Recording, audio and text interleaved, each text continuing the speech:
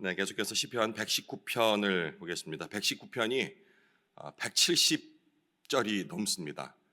이게 과연 시인지 산문인지 길이를 가늠할 수 없을 정도로 굉장히 긴데요. 오늘은 그 중에서 17절에서 32절까지의 말씀을 묵상하도록 하겠습니다. 시편 119편 17절에서 32절까지의 말씀, 저와 여러분이 한 절씩 교독하겠습니다. 주의 종을 후대하여 살게 하소서. 그리하시면 주의 말씀을 지키리이다. 내 눈을 열어서 주의 율법에서 놀라운 것을 보게 하소서.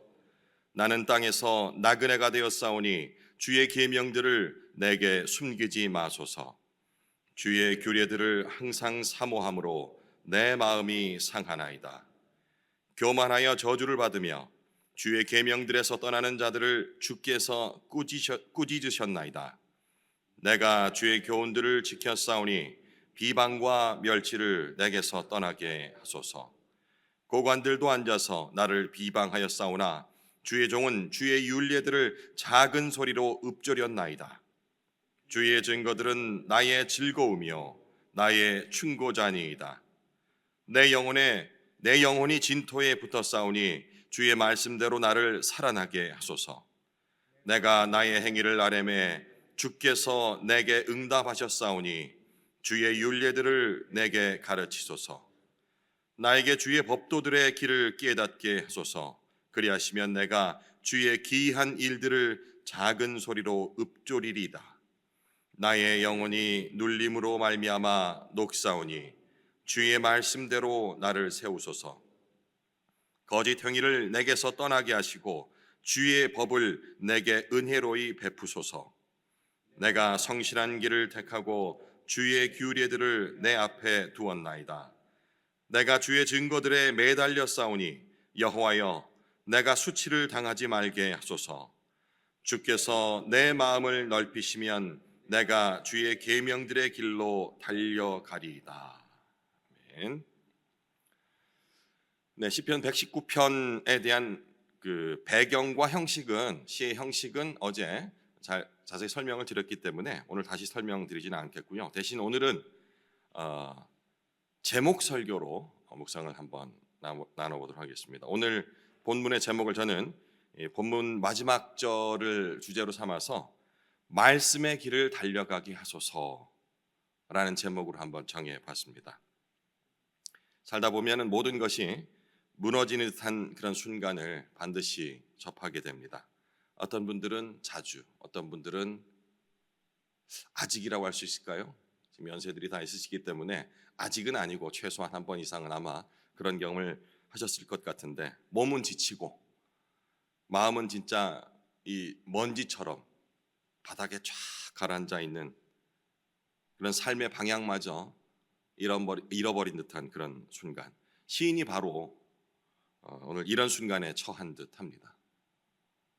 그런데 바로 그 자리에서 시인은 하나님의 말씀을 붙잡는 모습을 지금 보여줍니다. 그리고 이렇게 고백하죠.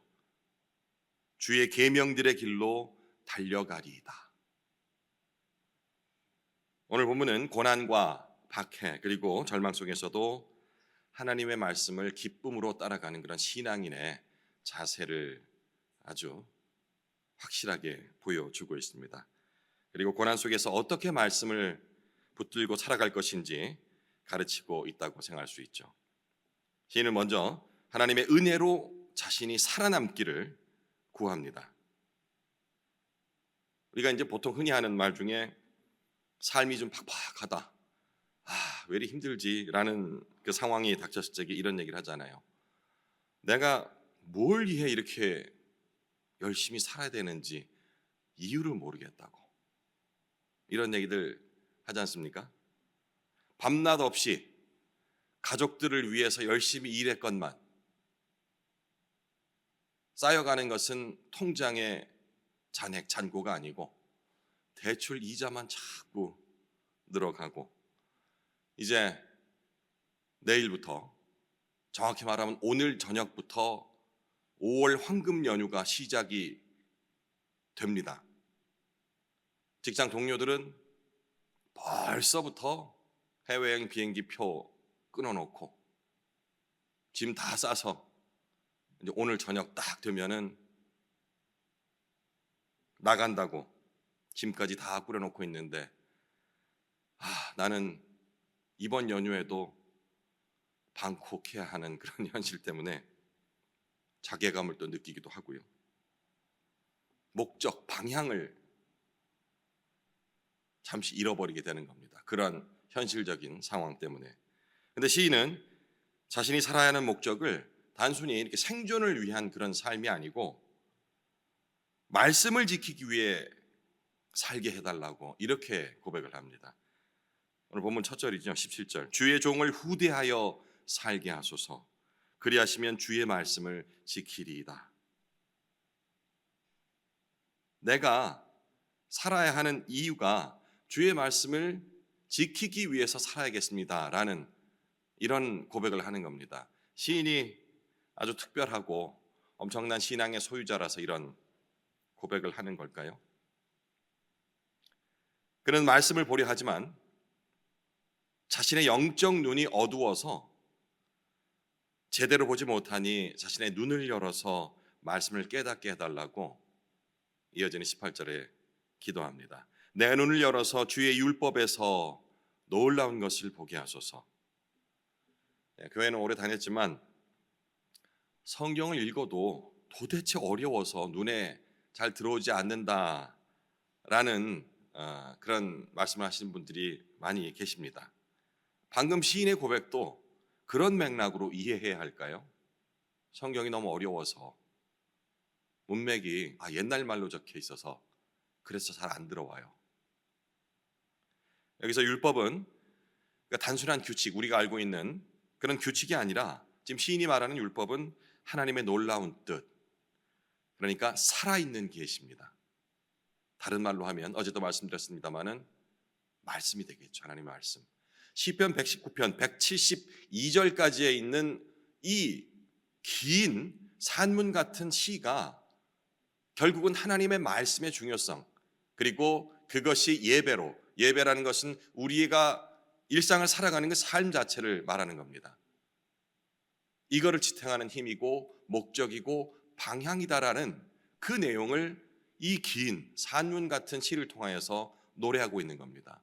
상황이 어떠하든지 환경이 어떠하든지 오직 붙잡을 것은, 그리고 내 삶의 목표는 바로 이것이다, 방향성을 얘기하고 있다라는 사실을 생각하시고 이 시를 읽어 내려가면 어렵지 않게 지금 시인이 뭘 얘기하는구나라는 걸 깨달을 수가 있습니다.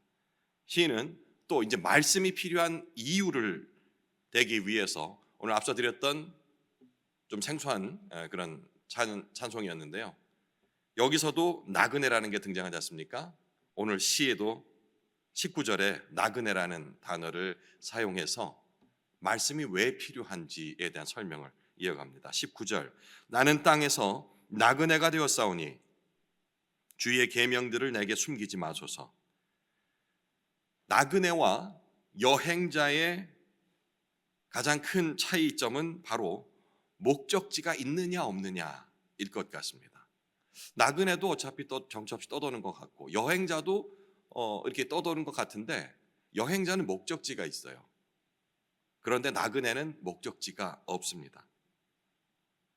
딱히 돌아갈 곳이 없죠. 여행자는 그 여행을 마치면 돌아갈 곳이 있다는 점에서 분명히 나그네와는 다른 차이점을 보낼 겁니다. 만약 나그네에게 목적지가 정해진다라면은 그는 더 이상 나그네가 아니겠죠. 여행자로 신분이 바뀌는 겁니다. 그가 걷는 걸음은 터벅터벅 정처 없는 발걸음이 아닙니다. 오늘 이 집에서 유했는데 이 집 주인이 며칠 더 머물러도 된다 하면 감사하게 그냥 거기서 머물러야 되는 것. 하지만 여행자는 그렇지가 않습니다. 목적지가 있기 때문이죠. 시인은 이 땅이 자신이 영원히 머물 곳이 아님을 알았기에 목적지를 향한 이 방향성을 잃지 않기 위해서 말씀이 필요하다. 그래서 나에게 계명을, 말씀을 보게 해주십시오 라고 시적으로 표현한 겁니다. 그리고 그 요청이 단순한 감정이 아니라 영혼이 쇠약해질 정도로 간절한 갈망이라고 20절에서 이어서 고백합니다. 주의 규례들을 항상 사모함으로 내 마음이 상하나이다. 그 정도로 갈급하다라고 상상을 하시면 되겠습니다. 근데 여기까지가 시편 119편을 한 편의 시로 봤을 적에 어제 이제 두 개의 연이 이어졌어요. 알렙, 베트, 이 두 개의 연에 이어서 세 번째 연이 되겠습니다. 순서를 굳이 따지자면 다음 이 연으로 넘어가기 전에 이런 질문을 한번 던졌으면 좋겠어요. 우리가 시라는 게 그렇잖아요. 막 쭉 읽어 내려가는 게 아니고 한 연을 읽고서 생각을 해보고 우리식으로 얘기하면 묵상이 되겠습니다. 그리고 그 시에 담겨있는 의미들을 생각해 보는데 저는 이 세 번째 연을 지금 저와 함께 읽었지 않습니까? 이 넘어가기 전에 다음 연으로 넘어가기 전에 이런 질문을 한번 잠깐 틈을 주고 던져봤으면 좋겠습니다. 나는 말씀을 필요한 정보가 아니고 이 말씀을 뭔가 내 필요에 의해서 받는 정보가 아니고 살아있는 생명으로 이 시인처럼 생각하고 있는가? 라는 질문. 네, 이 질문 이쪽 머리 한쪽 편에 딱 간직하시고요. 다음 연으로 넘어가고 있습니다. 시인은 하나님의 말씀을 무시하고 자기 뜻대로 살아가는 이른바 교만한 자들에 대해서 이 연에서 얘기를 하고 있습니다. 그리고 결국 그들은 하나님의 책망과 저주를 받는 존재들이라고 정의를 하죠. 21절 교만하여 저주를 받으며 주의 계명들에서 떠나는 자들을 주께서 꾸짖으셨나이다. 제가 이제 매주 월요일이 되면은 새벽에 신대원으로 올라가고 있습니다. 벌써 이제 3학기가 됐어요. 3학기가 됐다는 것은 절반을 하고 있다는 얘기입니다. 총 6학기니까. 신대원 학생 중에는 저처럼 늦게 입학한 그 늦가기, 이른바 늦가기 학생들이 좀 있어요.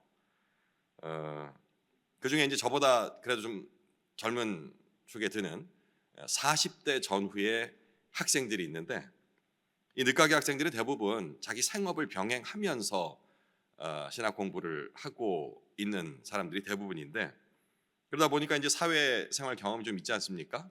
능글능글해요.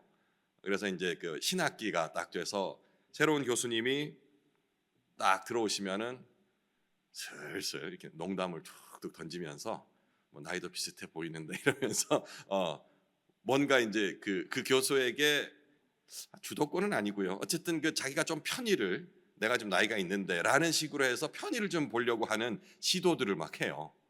그런데 그러면 그걸 받아주시는 교수님들이 있고 아주 정색을 하는 교수님들이 있어요. 한두 분이 꼭 있거든요. 그러면은 그 학생들은 학기 말쯤 돼서 성적이 나올 적에 예상하시는 대로 별로 성적이 좋지 않게 나옵니다. 이렇게 교수님에 대한 제대로 정보도 없이 어설픈 농담을 던지는 학생들.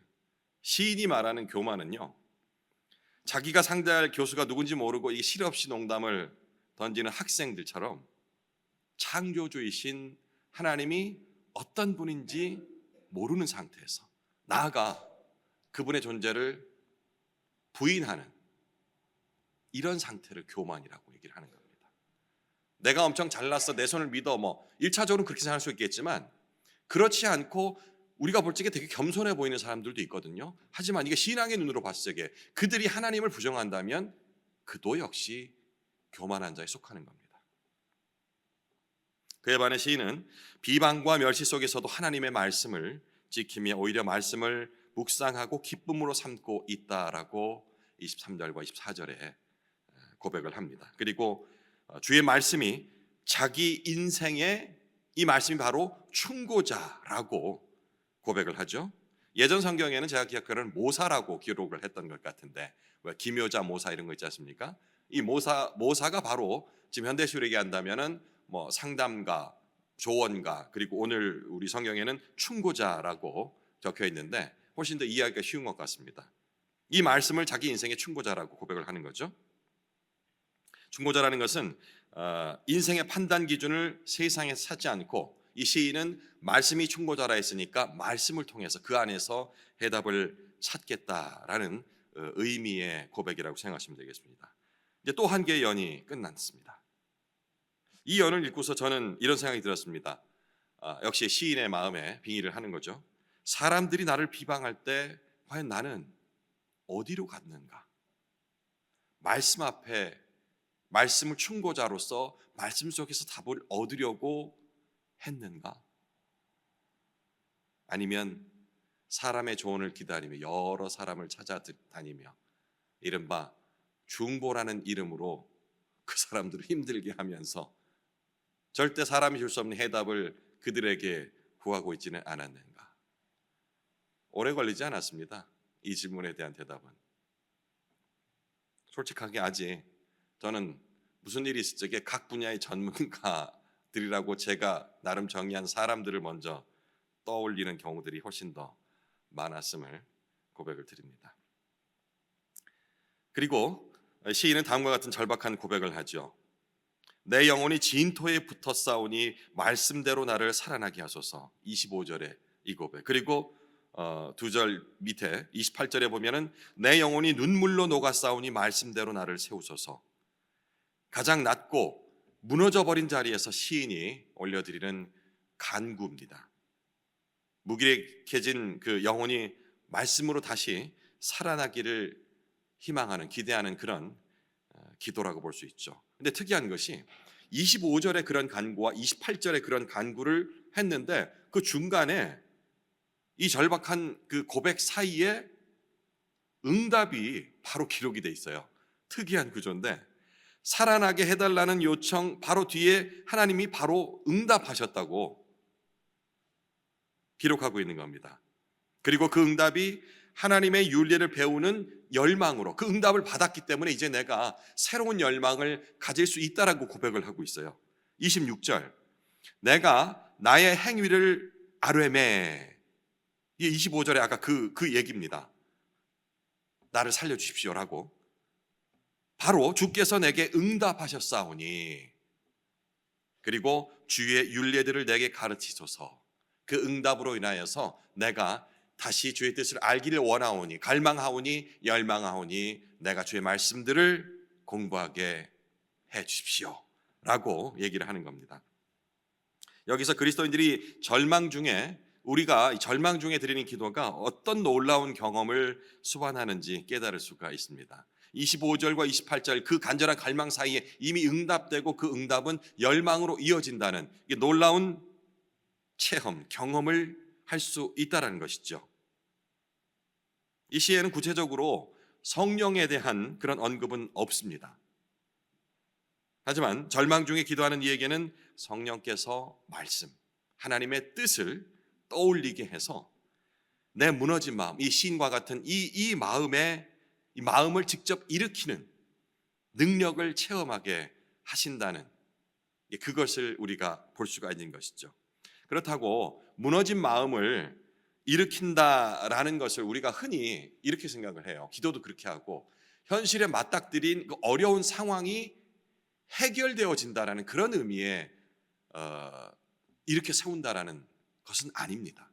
물론 때에 따라서는 정말 한 치 앞도 바라보지 못할 막막하던 그리고 꽉 막혀 있던 벽들이 한순간에 사라지는 놀라운 경험을 할 때도 있는데 하나님께서 우리의 무너진 마음을 이렇게 세운다라는 것은 그런 현실에 닥친 어려움들을 뭔가 이렇게 쫙 해결해 주신다라는 그런 의미로 받아들이면 안 됩니다.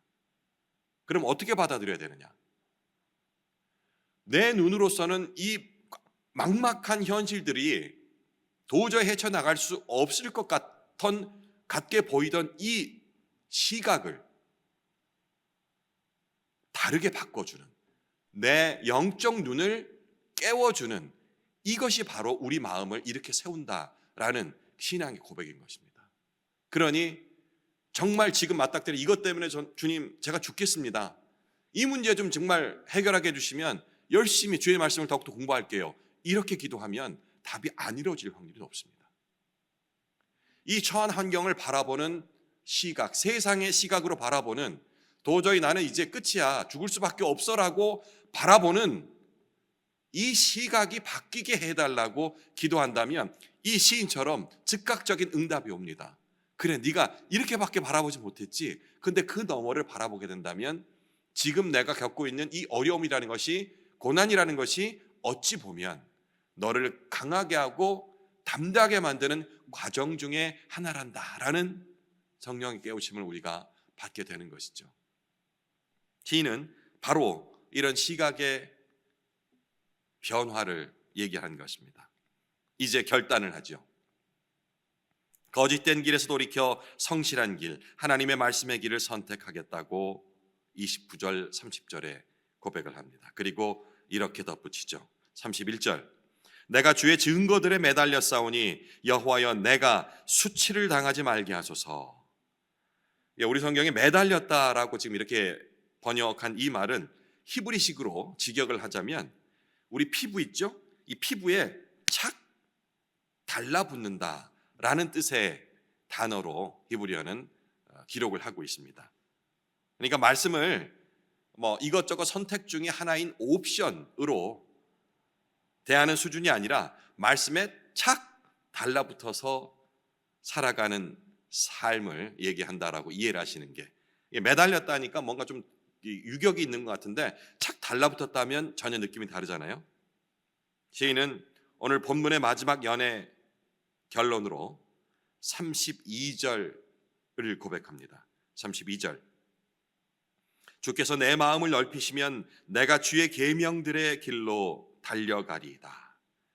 제가 이 32절 말씀을 주제로 제가 삼고 말씀 제목을 정했다고 말씀을 드렸죠.